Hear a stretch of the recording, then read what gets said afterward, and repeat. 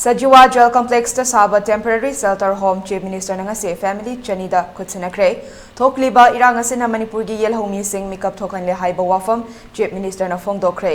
hojik Manipur gi oiriba phibam asina mayum makai thadoktuna leiribasingda damak scheme for providing temporary shelter to displaced families for 3000 unit ki makhada Sajiwada complex ta saba yum chamri gi manungda chani yum aduda leigadaba miyoi singda chief minister na khutsinnakhre Enhancement khutsinnakhre thoram aduda Health Minister Dr. Sapan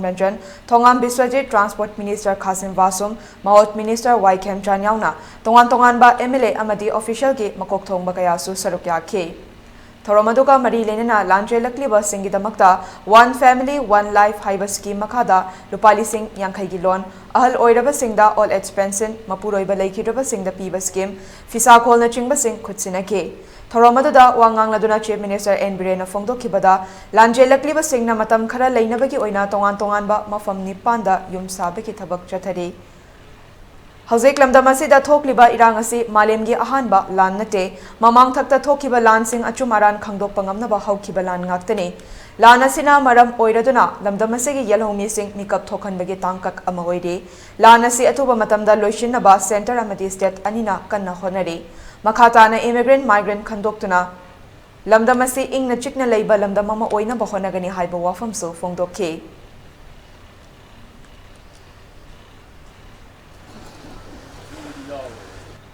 Chief Minister gi khoi independence support scheme mena la hum manga tara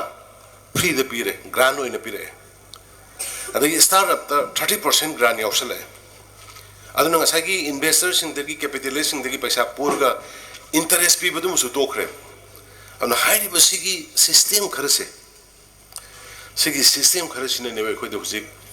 world gi adung power ba America gi nasana study to with the moigi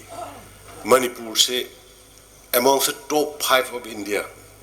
living of standard hangat pagi the yoris ana masi khoi makhata na satha gada bani sigi thoiba thogdok sina khoi namhal loi hoi thoiba thogdok sigi khoi hujik solution porkani politically aduga aikhoina chathagada thabak aikoi lepoi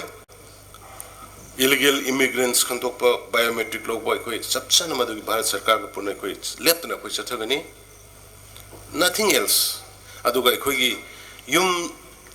huje koi survey hore survey ayam lo shala ko DC honorable MLA sing me yauna yum mangta krabasing immediately yum saraga hanjin hanba yabasing leiba yabasing akoi athuba matamda yum sara sarga magi kun singda no yum saraga lehanna bagi akoi hojik thau kanna paikatpa hore